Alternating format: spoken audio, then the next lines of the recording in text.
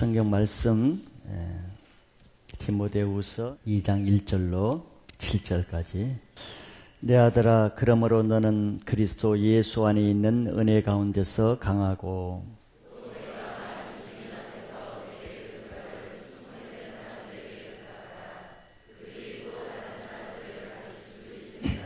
너는 그리스도 예수의 좋은 병사로 나와 함께 고난을 받으라.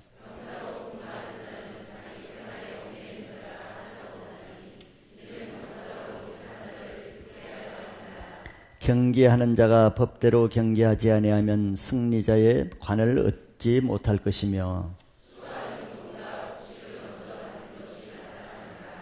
내가 말하는 것을 생각해보라. 주께서 범사에 내게 총명을 주시리라. 아멘. 네, 오늘 기쁨에게 19주년 기념 예배입니다. 오늘 말씀 제목은 충성된 일꾼을 세우는 교회라는 제목으로 말씀을 봅니다. 하나님께서 19년 전에 성령으로 이 교회를 세우시고 19년 동안 우리와 함께 하시며 놀라운 구원의 역사, 회복의 역사, 치유의 역사를 허락하신 하나님의 역사를 인해서 모든 영광을 하나님께 먼저 올려드립니다.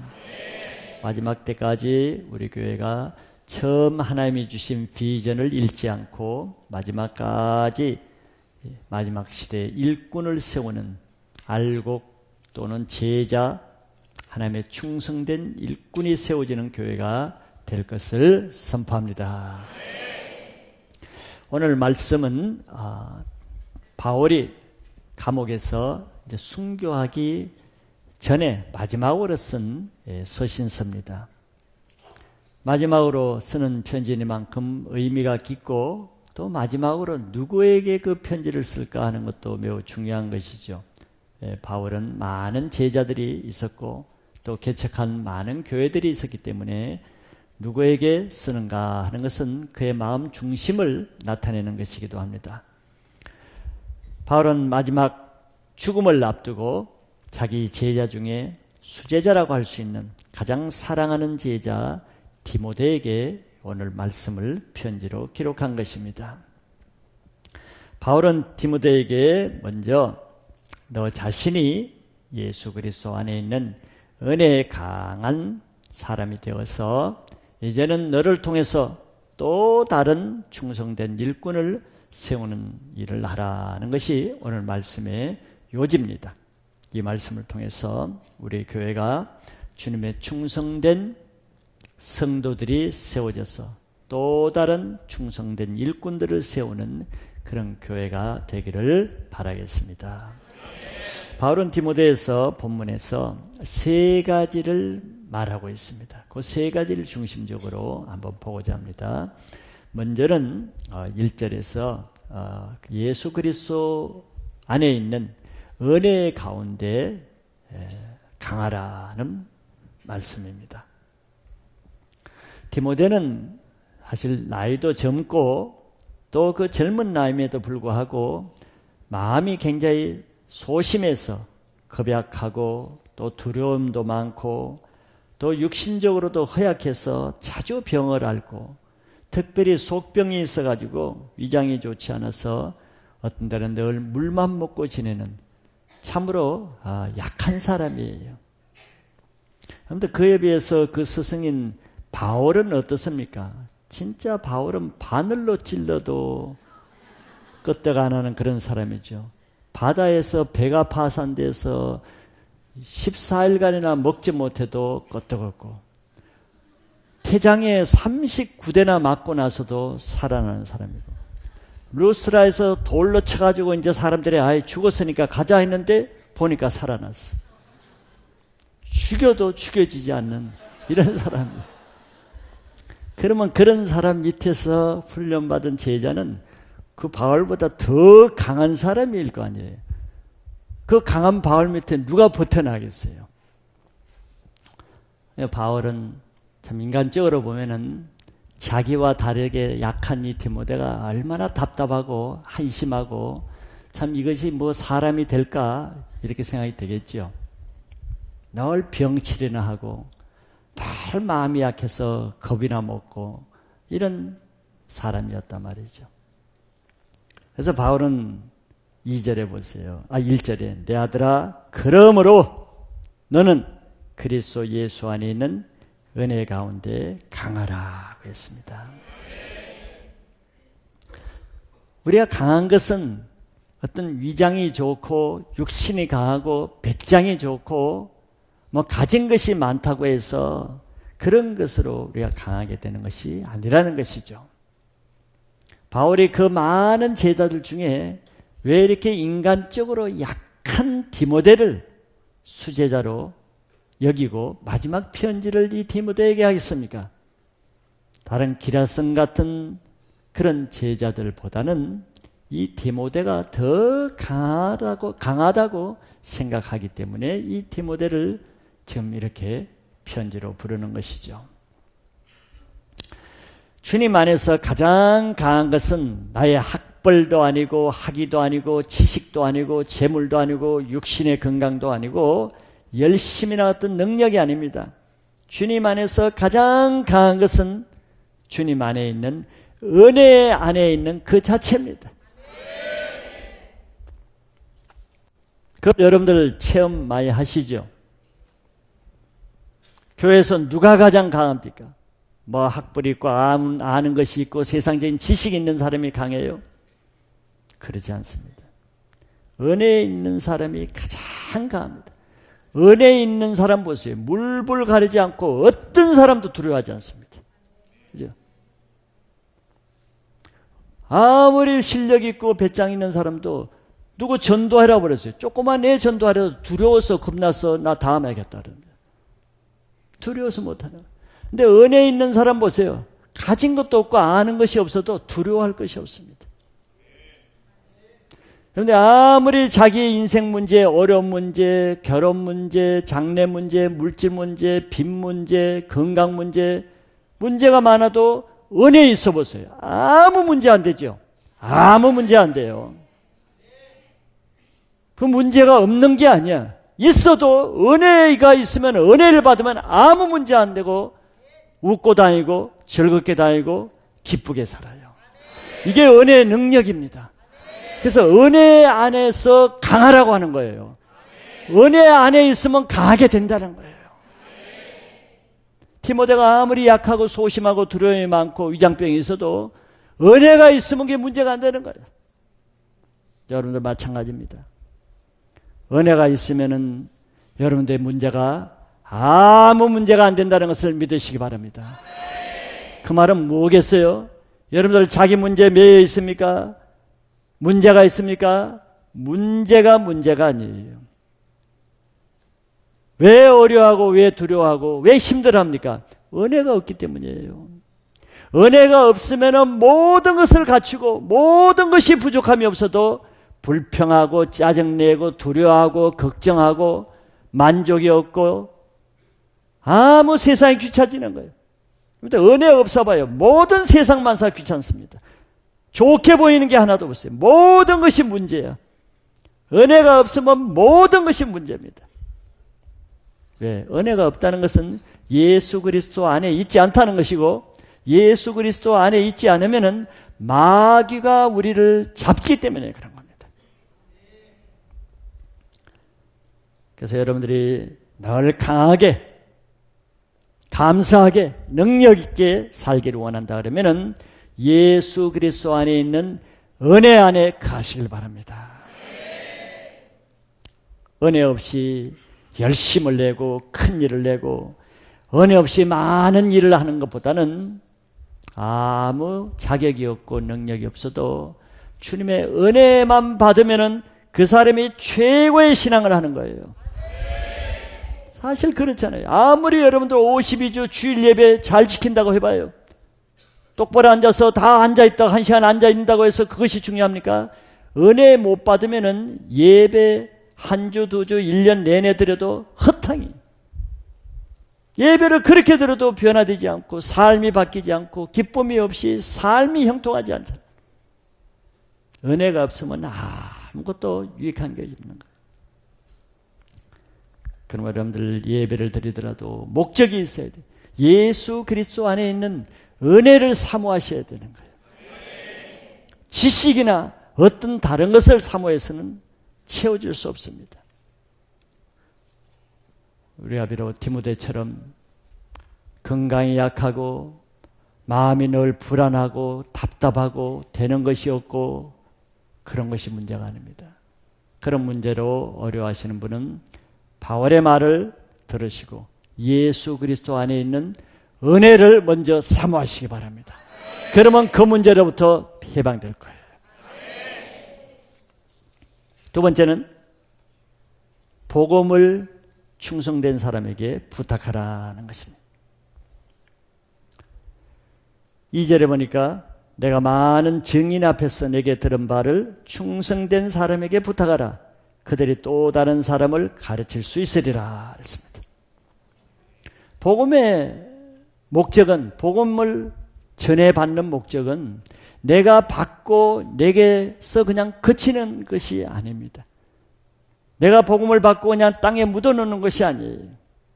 복음의 특징은 예수 그리스도로부터 받은 복음을 사도 바울이 받아서 그 복음을 사도 바울이 그냥 받고 있는 것이 아니라 충성된 디모데에게 전해줬고, 그런 디모데는 그걸 가지고 있으라는 것이 아니고 너도 나한테 받은 것, 너도 많은 증인 앞에서 나한테 받은 그것을 또 다른 사람에게 전해줘야 되는데 누구에게? 충성된 사람에게 그 복음을 전해줘라, 부탁하라.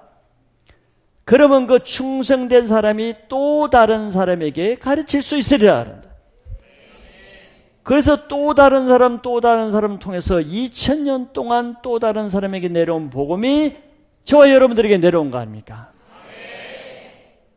그렇기 때문에 복음을 받아놓고도 그 복음을 자기 대에 끊어버리는 사람은, 바울은 그 사람의 손에서 핏값을 찾겠다는 거예요. 충성되지 않는 사람에게 복음을 전하면 어떻게 하면 그 자기 당대에서 복음을 끊어버려요. 그렇게 매주 많은 은혜, 많은 지식, 많은 설교, 많은 것을 받고도 자기 대에서 그냥 꿀꺽하는 거예요. 그러라고 복음이 주어진 게 아닙니다. 많은 지식 저장고를 찾아가지고 엄청나게 많이 받아가는 아무에게도 주질 않아. 교회는 1년, 5년, 10년, 20년 다니면서도 나를 통해서 한 사람 구원의 생명이 증거된 거 없어요. 나를 통해서 한 사람도 구원받은 사람이 없어요. 자기 가족에게도 복음을 주지 못하고 자기 직장이나 어디에도 복음을 주지 못하고 그저 자기에게 많은 복음을 받은 걸 자랑하러 다니는 사람, 이게 종교인이죠. 그래서 바울은 충성된 사람에게 복음을 부탁하라고 했어요. 충성되지 않은 사람들은 자기를 위해서 신앙생활을 하기 때문에 남을 살리고 남을 섬기고 남을 구원하는 일에는 관심이 없는 거예요. 그런 사람의 특징이 뭔가? 늘 자기 문제에 매여 있다는 것입니다. 신앙을 자기 개인 차원에 머물러 버린다는 거예요. 그런 사람은 아무리 은혜를 많이 받아도 그 은혜가 오래 가지 않습니다. 받는 건 엄청 많은데 그런 사람 보세요. 얼굴은 늘 어둡고 늘 불평하고 늘 판단하고 시비가 많아요. 복음을 그런 목적으로 주지 않았는데 복음을 잘못 사용하기 때문에 그렇죠. 신뢰할 수 있는 사람이라는 뜻이에요. 충성되다는 말은. 충성되지 않는 사람은 신뢰할 수가 없는 사람이에요. 조금 자기 문제가 있으면 복음을 떠나버리고, 자기 감정이 틀리면 복음이 이거 뭐고 없고, 자기 문제에 매이면 하나님도 예수님도 없고, 충성되지 않는 사람은 신뢰할 수가 없어요. 주님을 위해서 살기보다는 자기를 위해서 살려고 하기 때문에 충성될 수가 없는 거예요. 그래서 복음은 그런 사람에게 주지 마라. 왜? 바울은 수많은 자기 제자들을 통해서 복음을 줬는데 충성되지 않는 사람에게 복음을 줬더니 그 결과가 어떤 것을 자기가 많이 경험을 했거든. 그리고 충성된 디모데에게 복음을 줬더니 어떤 결과가 나오는 것을 바울은 알고 있거든. 그러니까 너는 충성된 사람에게 복음을 줘라. 충성되단 말은 신실해서 믿을 수 있는 사람이란 뜻입니다. 하나님이 믿을 수 있는 사람이라는 뜻이. 디모데 자신이 바로 바울이 가장 신뢰하는 충성된 제자예요. 그래서 바울은 디모데서나 서신서에서 늘 디모데를 말할 때마다 어떻게 말한 줄 알아요? 내 아들 디모데야. 믿음으로 난 내 아들 디모데야. 생명으로 난 내 아들 디모데. 늘 아들이라고 말합니다. 제자란 말도 안 써요. 이게 바울과 디모데의 영적인 관계성을 말해주는 것이죠. 빌립보서 2장 20절에서 22절을 보면은 바울과 디모데의 관계를 바울이 잘 말하고 있습니다. 이는 뜻을 같이하여 너의 사정을 진실이 생각할 자가 이밖에 내게 없음이라. 그들이 다 자기 일을 구하고 그리스도 예수의 일을 구하지 아니하되 디모데의 연단을 너희가 안 하니 자식이 아버지에게 함같이 나와 함께 복음을 위하여 수고하였느니라. 그랬어요. 빌립보 교회는 바울이 개척하는 교회인데 문제가 좀 생겼어요. 영적인 심각한 시기 질투하는 문제가 생겼습니다. 이 문제를 해결하기 위해서 누군가를 보내야 되는데 누구를 보낼까 했더니 만만찮은 거예요. 보낼 만한 사람이 없어요. 그런데 오직 한 사람 디모데밖에 보낼 자가 없다는 거예요. 20절에 그러죠. 왜 그렇습니까? 이는 뜻을 같이하여 너의 사정을 진실이 생각할 자가 이밖에 내게 없음이라. 디모데밖에 없다는 거예요. 자기에게는. 왜 디모데를 보냈다고 합니까? 디모데는 바울이 생각하는 대로 생각하고 바울이 뜻하는 대로 뜻하고 바울이 보는 눈으로 보고 바울과 같은 관점, 같은 생각, 같은 뜻을 가지고 있는 제자는 디모데밖에 없다는 거예요. 빌립보 교회는 바울이 직접 가면 제일 좋겠죠. 직접 가서 잘 분별해서 해결하면 좋은데 바울이 바쁘니까 또 감옥에 있어 갈 수가 없으니까 빌립보 교회에 바울을 대신해서 보내려는데 누굴 보내야 되겠어요? 바울과 같은 관점과 같은 믿음과 같은 영성을 가진 사람을 보내야 되는데 그런 사람이 디모데밖에 없다는 거예요.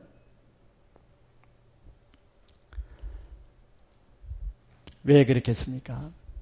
바울을 따르는 제자들은 많이 있어도 다른 제자들은 다 바울을 스승으로 따르는 반면에 디모데는 바울 자신을 자기가 말하고 있죠. 디모데의 연단을 너희들이 알지 않느냐? 바울은 자식이 아비에게 한같이 나와 함께 복음을 위해서 수고했다 그랬어요. 디모데는 다른 것이죠. 다른 많은 제자들은 바울을 스승으로 따르니까 지식으로는 따르지만 영적으로는 영성으로는 바울이 보는 눈과 바울이 생각하는 것과 바울의 비전과는 다른 거예요. 왜? 그들은 주님을 따르긴 하고 바울은 따르긴 해도 자기 일을 구하고 주님의 예수 그리스도의 일을 구하지 않았다는 거예요. 주님을 따른다고 다 주님의 영광만을 위해서 따르는 것은 아니죠. 교회를 다닌다고 다 하나님만을 위해서 다니는 것은 아니죠.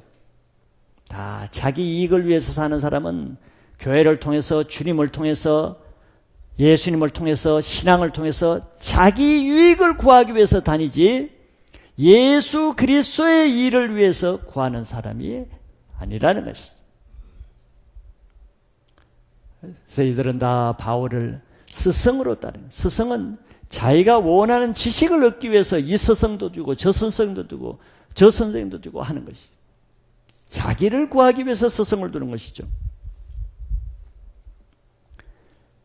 그래서 그들에게, 그런 사람들에게는 바울은 그의 많은 스승들 중에 한 스승일 뿐 아비는 아니에요. 바울을 따르면서도 자기를 위해서 따르기 때문에. 이런 사람은 교회를 다녀도 교회 안에서 주어지는 말씀은 받지 못하고 말씀은 중요시 여기지 않고 늘 교회 밖에 여러 스승들을 기웃거리는 사람들이죠. 교회 밖에 이 스승도 주고 저 스승도 주고 이 스승도 주고 그 중에 한 자기 교회일 뿐입니다. 그래서 인터넷으로 일반 스승을 두기도 하고 다른 모임과 다른 단체와 다른 교회와 다른 사람을 통해서 많은 스승을 두기는 하는데 그러나 정작 자기의 영적 아버지는 없는 고아와 같은 신앙을 하는 것이죠.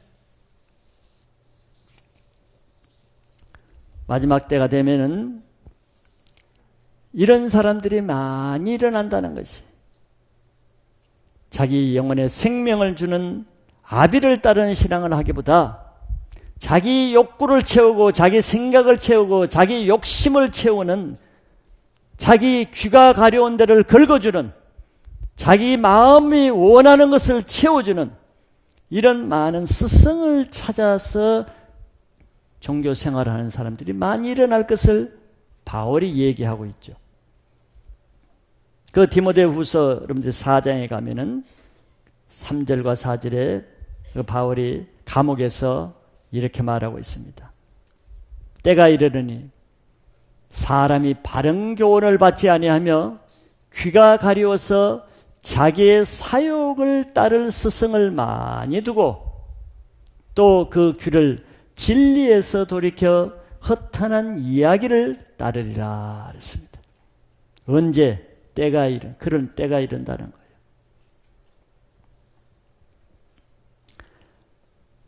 생명의 말씀, 진리의 말씀, 자기 교회에서 자기에게 하시는 말씀이 들리지 않는 사람은 그 귀를 진리에서 돌이켜 허탄한 이야기의 귀가 열려있기 때문에 안 들린다는 거예요.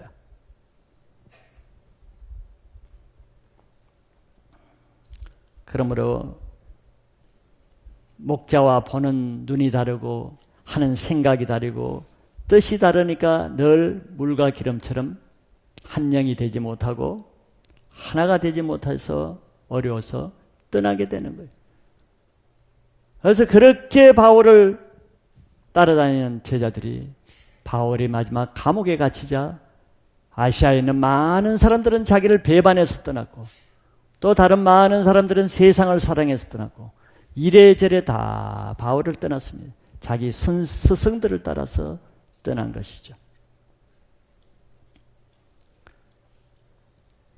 그러나 디모데는 이 세상에 많은 스승이 있어도 오직 자기에게 영적 생명을 준 바울을 끝까지 영적 아버지로 섬기며 훈련받았다고 바울이 그렇게 말하고 있죠.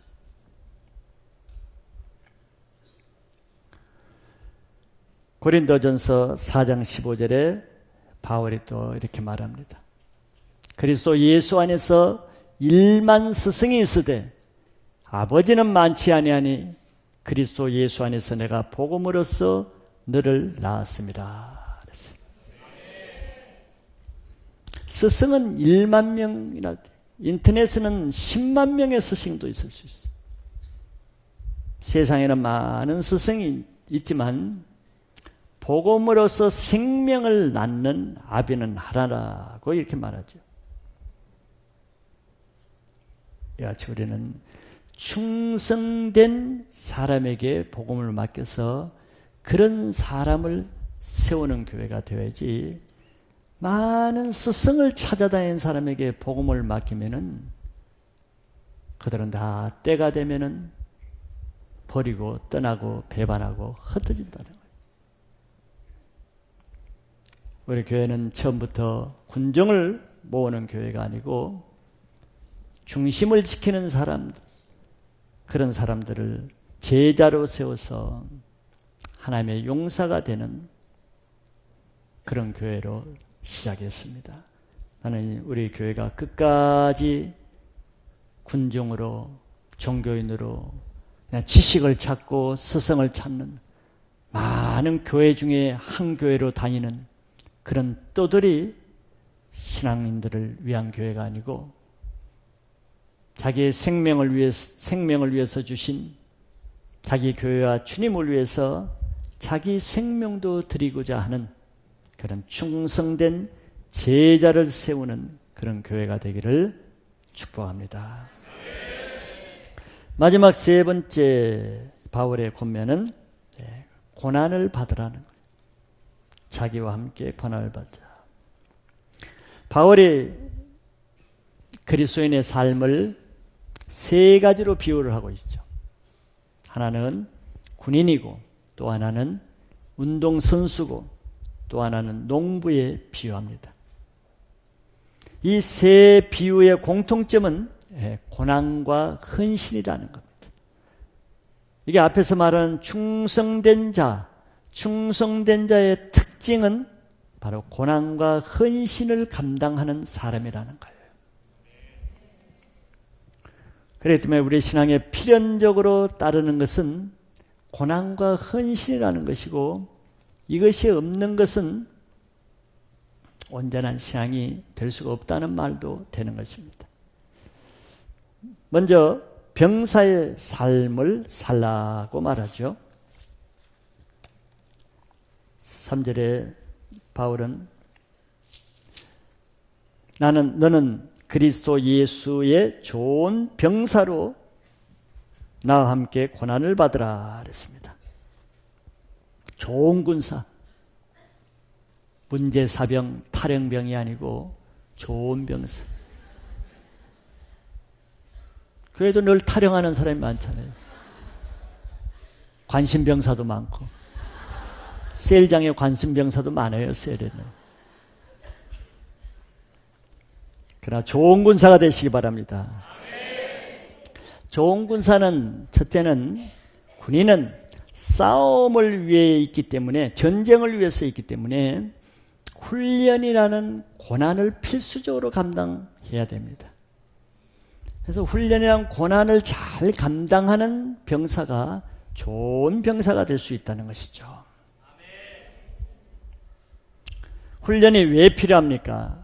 원수, 적군들과 싸워서 이기기 위해서는 필수적으로 훈련이 필요하고, 훈련이 된 만큼 자기 생명을 보호받을 수 있기 때문에 필수적입니다. 훈련받지 않는 서툰 병사가 전쟁에서 먼저 죽는 거예요. 자기 영적 생명을 유지하기를 원한다면 훈련을 감당할 수 있기를 바랍니다.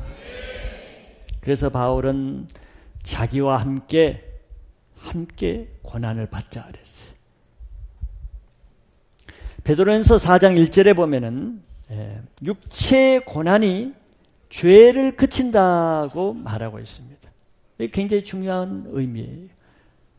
고난은 주로 육체로 많이 받죠. 정신적으로, 육체적으로. 그러나 그 육체의 고난을 예수님이 십자가에 받으셨잖아요. 왜? 우리의 죄를 그치기 위해서. 마찬가지로 너희도 같은 갑옷을 입으라 그랬어. 너희도 같은 그 고난을 받음으로 너의 육체의 죄를 그치게 하라는 거예요. 즉 고난은 죄를 막아주는 영적인 갑옷 역할을 하기 때문에 고난을 받기 싫어하고 고난을 받지 않으면 죄의 공격을 이길 수 없어서 영적인 생명을 잃게 된다는 것입니다. 왜 신앙을 이렇게 하는데도 왜 능력이 없이 생명력 없이 그렇게 신앙생활을 하겠습니까? 생명을 잃어버렸으니까. 왜? 죄를 이기지 못하니까. 왜 죄를 이기지 못합니까? 육체의 죄를 허용하기 때문에. 그래서 육체가 죄를 막기 위해서는 고난을 통해서 육체의 죄를 막을 수 있다는 것입니다. 그런데 훈련받기 싫어하는 사람, 훈련받지 않는 신앙을 하는 사람 특징이 뭐예요? 다 은밀하게 죄를 짓고 있다는 거예요. 죄를 지으니까 훈련받기 싫어하고, 훈련받기 싫어하니까 죄가 틈탈 수밖에 없다는 얘기입니다. 신앙생활을 편하게 하려고 그러고, 고난 안 받으려고 그러고, 훈련 안 받으려고 그러고, 이렇게 하는 사람들 보세요. 뭐 때문에 그래요? 죄를 거치기 싫다는 거예요. 죄를 끊기 싫으니까 훈련이 싫다는 거죠. 왜 훈련 받아야 되느냐는 거죠. 나 죄를 지으면 그대로 살고 싶은데 왜 훈련을 강요하느냐는 거죠. 밀접한 관계가 있는 것이에요. 훈련은 비록 고통을 주지만 군인이 훈련 받는 것은 힘들지만 자기 생명을 보호하는 것입니다. 알겠습니다. 둘째 군인은 4절에 보니까 병사로 복무하는 자는 자기 생활에 얽매이는 자가 하나도 없나니 이는 병사로 모집한 자를 기쁘게 하려 함이라. 좋은 병사의 특징은 자기 사사로운 자기 개인 생활에 매이지 않는다는 거예요. 문제 사병들 보세요. 늘 외출하려고 그러고 집에 가려고 그러고 애인 만나려고 그러고 밖에 나가서 짜장면 사 먹으려고 그러고 이 관심병사들은 특징이 있어요. 늘 자기 개인 문제에 매여 있어. 사사로운 문제. 나라 지킬 생각, 훈련받을 생각은 안 하고 늘 병영 밖에 일을 생각하는 거예요. 바울은 얘기합니다. 좋은 군사가 되려면 자기 개인 생활, 사사로운 자기 문제에 매이지 말라는 거예요. 왜? 목적이 자기를 위해서 군인 된 게 아니고 나를 군사로 모집한 예수 그리스도를 기쁘게 하시기 위해서 우리가 부름받은 자이기 때문에 그렇다는 거예요. 여러분들 자기 문제에 매이는 사람 보세요. 예수님이 분명히 구원해주고 이제는 인생을 영원한 생명을 줬는데도 늘 자기 문제에 매이는 사람이죠. 자기 문제에 매이는 사람의 특징이 뭔 줄 알아요? 자기 문제에 매이는 사람이 계속 매인다는 거예요. 그 사람이 계속 그렇다는 거예요. 가정 문제 매이고 건강 문제 매이고 직장 문제 매이고 결혼 문제 매이고 진로 문제 매이고 물질 문제 매이고 인간관계 매이고 자기 문제에 매이는 사람은 뻔한 거예요. 계속 자기 개인적인 문제에 매이는 거예요. 그 문제 해결되면 끝나는 것 같아요. 그 문제 해결되면 딴 문제에 매입니다. 즉, 그 사람은 문제가 아니라 자기 삶의 자세가 문제이기 때문에 자기 문제는 끊임없이 일어나는 거예요. 삶의 자세가 뭐겠어요? 4절에서 말씀하죠. 예수 그리스도의 군사로 모집한 자는 이제부터는 예수님만을 위해서 살고 예수님만을 기쁘게 해드리는 삶을 살고 주님이 뭘 기뻐하실까를 시험하라고 했는데 늘 주님을 기쁘시게 할 일만 살면은 자기 문제 끝입니다. 그러지 않고 늘 자기 문제만 생각하잖아요. 무엇을 먹을까, 무엇을 입을까, 무엇을 먹을까, 무엇을 하고 놀까, 무엇을 해야 돈을 벌까, 무엇을 해야 재미있을까. 주님을 기쁘시게 할 것을 생각하는 것이 아니고 시간만 하면 돈만 있으면 자기를 기쁘게 할 일만 생각하죠. 그럼 늘 자기 문제에 매일 수밖에 없는 거예요. 우리는 주님, 주의 영이 계신 곳에는 자유함이 있느니라고 했습니다. 우리가 매이지 않을 수 있는 것은 주님 안에 있을 때야 내가 자유할 수 있는 거예요. 주님보다 자기를 기쁘게 하려는 사람은 끊임없이 자기 문제에 매이고 자기 감정에 매이고 자기 육신적인 일에 매이고 자기 생각에 매일 수밖에 없는 거예요. 그 사람은 사단 안에 있기 때문에 그렇다는 거예요. 그렇기 때문에 여러분들 걱정거리, 해결해야 될 문제거리, 사람의 문제가 있다고 다 그 문제에 매이는 건 아니잖아요. 그죠? 문제 상관없이 사는 사람이 얼마나 많아. 군대 군인이 전쟁을 한다. 그러면 정말 나라를 생각하고 이 적군으로부터 나라를 지켜야 된다는, 나라를 위해서 전쟁하는 사람은, 군인은 좀 다리에 상처가 나고 팔이 한쪽에 총알이 맞고 어디가 부러져도 그 문제 안 매입니다. 그럼에도 나라를 위해서 끝까지 진격하고 싸우는 사람, 그게 문제가 안 돼요. 자기 조금 다친 거 아픈 거 한 문제가 안 돼. 그런데 자기를 위해서 사는 사람, 자기 문제에 매이는 사람, 손톱에 가시만 해도 나 가시 때문에 총 못 쏘겠다, 나 후손 가야겠다는 거, 가시 빼기까지는 전쟁 안 하겠다는 거야.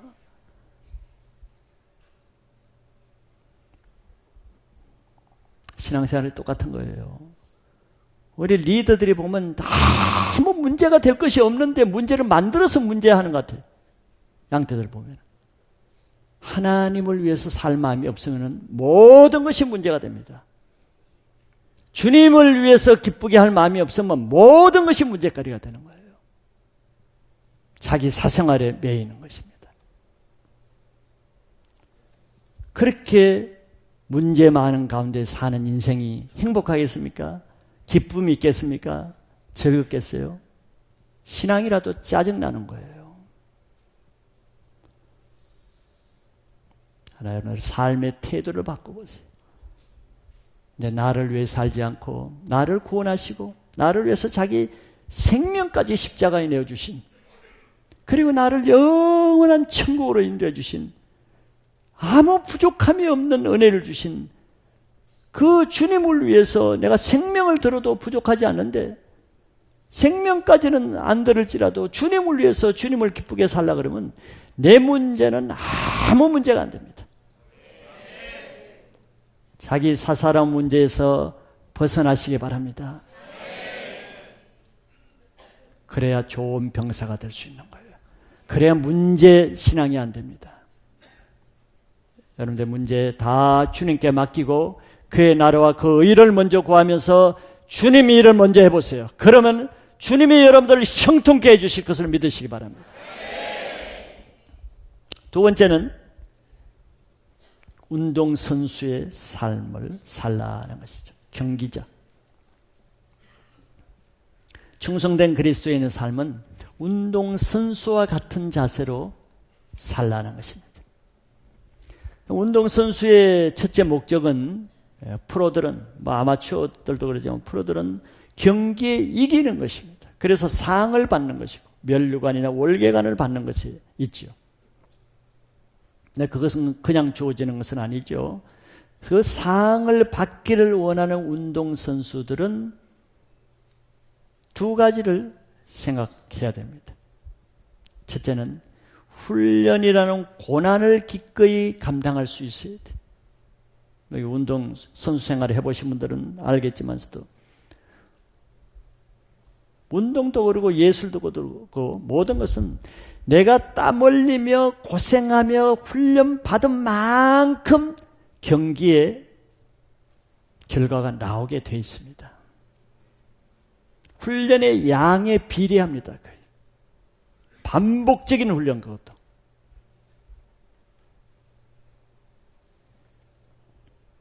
운동선수들은 그걸 알죠. 그러니까 비지땀을 흘리면서 밤잠을 못 자고 거의 발바닥에 부르터가면서 훈련하는 이유는 훈련을 알고 있는 거예요. 그걸 왜 해야 되는가, 훈련 꼭 이렇게 해야 되는가, 이렇게 말하는 금메달리스트는 아무도 없어요. 그냥 저 밑에 처진 선수들이나 꼭 이렇게 해야 되는가, 그렇게 말하는 사람 똑같은 거예요. 신앙생활 꼭 이 교회는 꼭 이렇게 해야 되는가, 그렇게 말하는 사람은 항상 있어요. 그러나 금메달을 따기 위해서는 어떻게 해야 된다는 걸 감을 잡는 선수는 그런 말을 할 필요가 없습니다. 알기 때문이죠. 훈련이 뭘 의미하는지를 알기 때문에. 여러분들 천국에 산 것과 예수 그리스도의 신앙의 깊은 영적인 원리를 아는 사람이라면 훈련을 왜 해야 되는가 말할 필요가 없어요. 모르는 사람이 맨날 그런 얘기를 하는 거예요. 신앙을 안 하는 사람들이. 여러분들 신앙은 헛되지 않습니다. 행한 대로 갚아주신다고 했거든요. 훈련받는 고난을 감수하는 사람은 하나님이 그것을 다 열매로 갚아주실 것을 믿으시길 바라요. 헛되지 않습니다. 두 번째 또 그에 못지않게 중요한 또 한 가지가 있죠. 5절에 보니까 경기하는 자가 법대로 경기하지 아니하면 승리자의 관을 얻지 못할 것이라 그랬습니다. 운동선수에게 철칙같이 지켜야 될 또 한 가지는 경기 규칙을 지켜야 된다는 것이에요. 룰을 지켜야 된다는 것입니다. 왜냐하면 아무리 열심히 좋은 성과를 내도 그것이 룰을 지키지 않는 반칙으로 했다면 그 모든 것은 무효 몰수가 됩니다. 실제로 우리 과거 올림픽에서 우리나라 올림픽 할 때 100m 육상 선수가 미국 선수가 1등을 해서 금메달 받았죠. 근데 나중에 뭐 도핑 검사인가 뭐 검사에서 불법을 행해서 메달이 취소돼 버렸습니다. 법을 지키지 않았어요. 축구에 아무리 실력이 있어도 그래서 막 드리블을 해가지고 자기가 골문에 가서 골을 넣었다 합시다. 넣을 수는 있겠지. 그러나 규칙을 어겼으면 업사이드를 했다든가 반칙을 했으면 골은 들어가서도 심판이 노골 인정을 안 합니다. 상은 없어요. 이것을 바울은 지금 신앙에 그대로 적용을 하는 거예요. 신앙이 이렇다는 거예요. 아무리 사람 보기에 열심히 충성스럽게 위대하게 크고 엄청난 일을 한다 할지라도 주님은 그걸 보시는 것이 아니라 그 일을 어떻게 했는가? 하나님이 하라는 대로 했는가? 법대로 했는가? 말씀대로 했는가를 보는 거예요. 말씀대로 행하지 않는 엄청난 일, 주님은 노 카운트, 아무 상관없어요. 아무것도 아니에요. 그래 신약 말씀에도 보셨죠. 몸을 불사르는 일을 해도 사랑이 없으면 아무것도 아니라 그랬습니다. 아무리 사람에게 인정받는 신앙생활을 해도 사랑과 겸손으로 하지 않는 모습을 보면은 그 사람은 법을 어긴 것이죠. 룰을 어긴 거예요. 하나님 앞에는 그건 아무것도 아니에요. 엄청나게 중요한 일을 할 수가 있어. 거룩한 일도 할 수 있어. 사람 보기에 엄청난 일을 할 수가 있어. 그러나 그 일을 하면서 어떤 사람은 교만하게 하지요. 늘 자기 자랑하고 남 무시하면서 하죠. 또 불평하면서 하죠. 늘 그렇지 않는 사람은 불평하고 판단하고 정죄하고 무시하는 말을 하고 감사 없이 기쁨 없이 인상 쓰면서 어두운 얼굴로 짜증내면서 불평하면서 부서 일을 하고 섬기는 일을 하는 사람도 적잖이 있어. 이 사람들은 뭘 모르는 사람들. 마치 축구는 열심히 공원 차는데 축구 룰을 모르고 하는 사람과 똑같은 거예요. 얼마나 한심한 사람이에요. 열심히 그 경기를 뛰긴 하는데 경기 규칙도 모르고 경기하는 사람과 똑같은 거예요. 5년, 10년, 20년째 신앙생활 하는데 하나님의 말씀에 룰도 모르게 그냥 교회만 왔다 갔다 하고 자기 나름대로 열심히 하고 그렇게 하는 사람과 똑같은 거예요. 나중에 허탕입니다. 헛수고하는 것이죠. 교만하게 많은 일을 하는 것보다 차라리 아무것도 안 하면서 겸손하는 사람이 더 낫습니다. 그래서 결국은 신앙생활의 가장 큰 상은 누구에게 주어지겠어요? 하나님의 말씀대로 순종해서 하는 사람에게 상이 주어집니다. 예수님이 가르쳐 주셨잖아요. 제사보다 순종이 낫다는 말 다 아시잖아요. 사람들은 다 엄청난 일은 하기를 원해요. 그러죠? 교회에 무슨 뭐 일을 하기를 원해. 봉사하기를 원해. 그것도 자기 드러나는 일. 왜 그렇게 봉사하기를 원할까? 자기 영광을 드러내기 위해서. 그런 사람은 순종해서는 못해요. 그거 요렇게 하라 그러면 못합니다. 그 일을 하긴 해도. 그거 하지 말고 요렇게 하라 그러면 그건 못하는 거예요. 왜 봉사하려고 해요? 자기 식대로 자기가 원하는 대로 하기 위해서 봉사하려는 거예요. 그래서 그거 하지 말라 그러면 또 뭐 난리가 나요. 규칙을 모르는 거예요. 하나님이 일하는 규칙도 모르고 그냥 하나님의 일만 하려고 그러는 거예요. 경기자의 삶이라는 것은 바울이 분명히 말하죠. 경기하는 자가 법대로 경기하지 않으면 승리자의 관은 얻지 못한다. 경기 지 마음대로 할 수는 있어요. 교회 생활 내 마음대로 할 수는 있어요. 교회 엄청난 봉사일 할 수는 있어요. 그러나 운동선수의 목적은 관, 면류관, 상, 메달을 얻는 데 있지 뛰는 그 자체에 있는 게 아니에요. 그 힘만 빼는 거예요. 그래서 겸손해야 되는 거예요. 겸손. 하나님은 겸손한 자를 가까이 하시고 교만한 자는 그냥 물리쳐버립니다. 상대를 하지 않아요. 그래서 우리 교회에서 많은 말을 하죠. 하라는 대로 하라. 하라는 대로 하라. 사람의 말대로 하라는 것이 아니고 하나님이 말씀하신 대로 하라는 거예요. 왜? 그래야 상이 있기 때문에.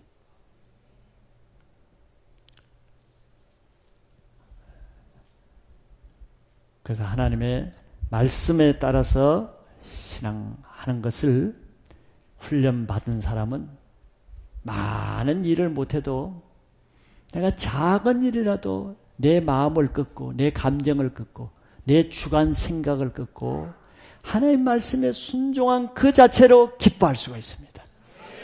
그게 승리한 거거든요. 그게 진정한 승리의 면류관이잖아요. 그런 경험들 하시죠? 자기 고집 꺾고 자기 감정 그냥 화나는 거 꺾고 말씀에 순종해봐요. 그 승리감을 느끼거든. 아, 내가 승리했다. 그게 면류관입니다. 근데 그냥 혈기 나오는 거, 감정 나는 거, 고집, 억울한 거 못 참고 그냥 혈기 터뜨려보고 그냥 하고 나면 어떻게 승리감을 느껴요? 아, 잘했다. 패배감을 느끼는 거. 왜 그랬지? 또 내가 졌네. 그거 참아야 되는데 또 왜 그러지? 패배감을 갖잖아요. 자기가 알아요. 자기가 패배했다는 거를. 그래서 늘 십자가를 앞세우는 사람이 승리할 수가 있는 거예요. 자기가 죽어질 수 없는 사람은 결코 이길 수가 없습니다. 승리하는 신앙을 하시길 바라요. 마지막 세 번째는 농부의 삶입니다.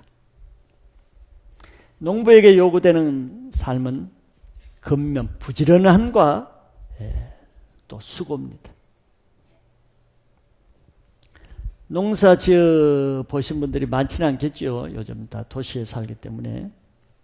농사는 게으르거나 꾀를 부리는 사람은 할 수 없습니다.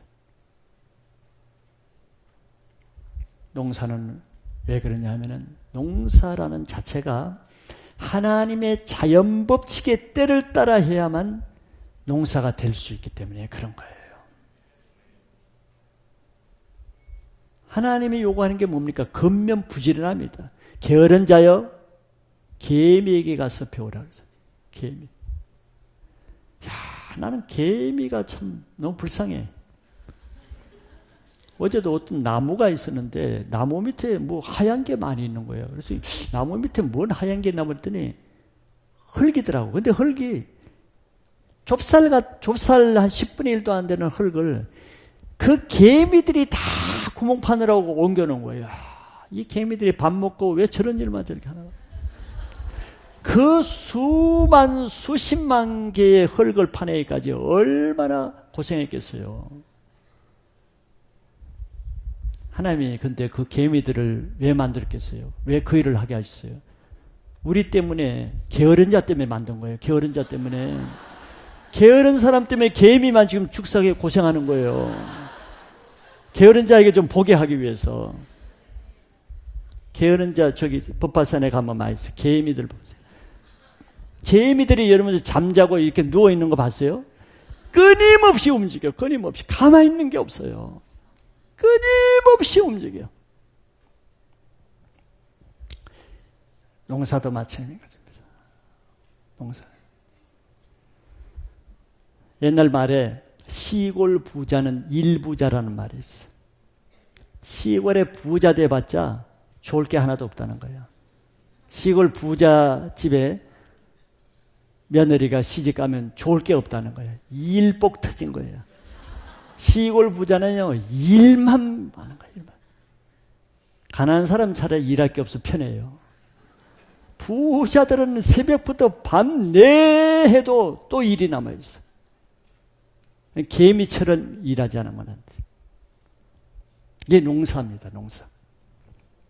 그보다 더 중요한 것은 농사의 원리는 하나님의 자연 법칙을 따라 순응해서 해야 되기 때문에 하나님의 때를 따라 순종해서 살지 않는 사람은 농사를 못 짓는 거예요. 왜? 하나님의 타이밍을 놓치면 농사를 지을 수가 없기 때문에. 타이밍을 놓치면.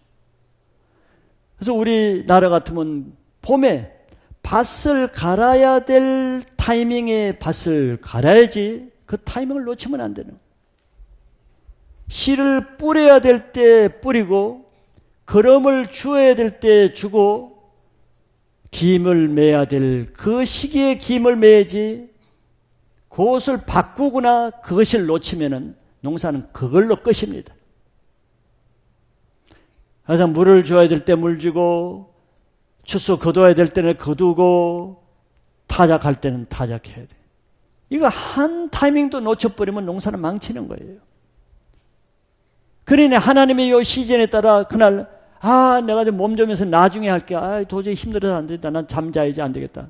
그럼 끝나는 거예요.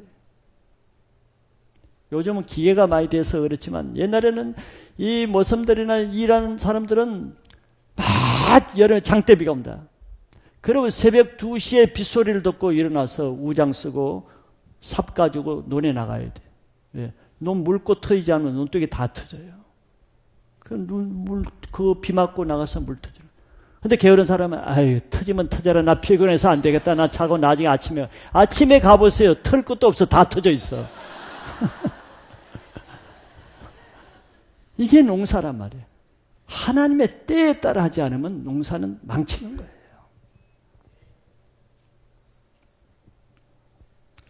이와 같이 우리 신앙도 하나님의 때를 따라 하지 않으면 우리 신앙은 망칩니다. 거둘 것이 없어요.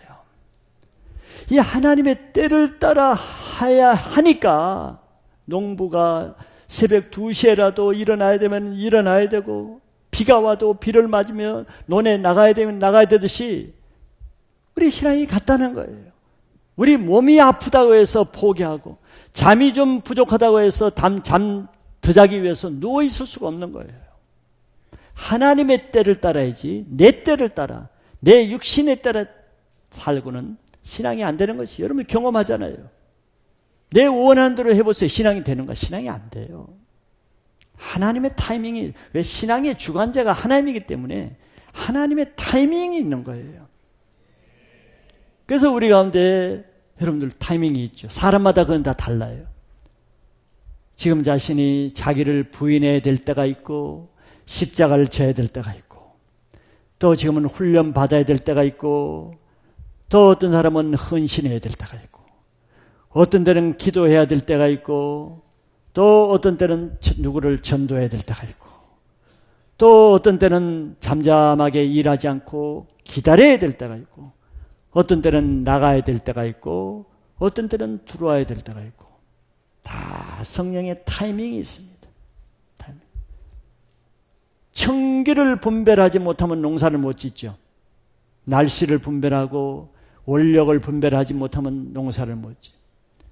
하나님의 때 성령의 흐름, 성령의 인도하심을 분별하지 못하면 우리는 신앙생활을 못하는 거예요. 지금 뭘 해야 될지를 모르기 때문에 지금 기도해야 될 때인지 아니면 지금 휴식을 해야 될 때인지 아니면 전도해야 될 때인지 일을 해야 될 때인지 알지 못하는 거예요. 그때그때 하나님이 알려주시는 성령의 음성에 민감한 사람만 나중에 열매를 얻을 수가 있어요. 하나님은 때를 따라서 충성되게 일하는 사람이 누군지를 다 아십니다. 그래서 6절에 보니까 수고하는 농부가 곡식을 먼저 받는 것이 마땅하니라 그랬어요.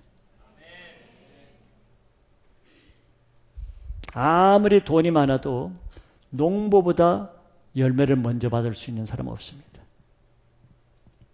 이게 뭐겠어요? 하나님은 때를 따라 하나님 앞에 충성된 사람에게 열매, 은혜를 먼저 주신다는 거예요. 하나님은 충성된 자가 누군지를 아십니다. 하나님 말씀대로 산 사람이 누군지를 알아요. 그렇지 않은 사람도 알고. 예수님이 이런 말씀하셨죠. 거룩한 것을 개에게 주지 말고 진주를 돼지에게는 던지지 말라 그랬어요. 하나님이 그러시는 분이라 말이에요. 하나님이 그러신 분. 하나님을 알아야죠. 하나님을 모르는 사람은 내가 이렇게 하는데 왜 하나님 나는 왜 안 도와주고, 왜 나는 사랑 안 해주고, 왜 관심 안 가는 거예요? 나는 왜 되는 일도 없고 왜 안 도와주시는 거예요? 나 신앙 이렇게 하려고 주일도 나오고 하는데 왜 안 도와주는 거예요? 나 크리오 체프를 가서 30분이라도 내가 기도했는데 왜 내 기도는 안 들어주는 거예요? 늘 하나님께 원망합니다. 하나님 우리를 모르는 것 같아요. 다 알아요. 그 사람이 크리오 체프를 갔다가 29분 기도한 것도 알고 여기 온 거 다 알고 있어요. 다 안다고. 근데 조금 외람된 말이지만 자기의 삶은 개와 같은 삶을 살면서 늘 바라는 것은 거룩한 것만 바래. 자기의 행위와 신앙은 돼지 같은 신앙을 하면서 늘 하나님 앞에 왜 진주 같은 걸 안 주냐는 거예요. 성경을 알아야지. 하나님 돼지 같은 사람에게 진주 안 던져요.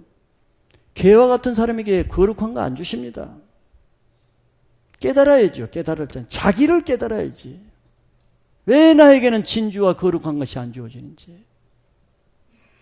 하나님은 다 아시는 거예요. 받을 만한 자에게 주시고 준비가 안 된 자에게는 또 기다리시는 겁니다. 7절에 바울은 결론적으로 내가 말하는 것을 생각해보라. 주께서 범사에 내게 총명을 주시리라.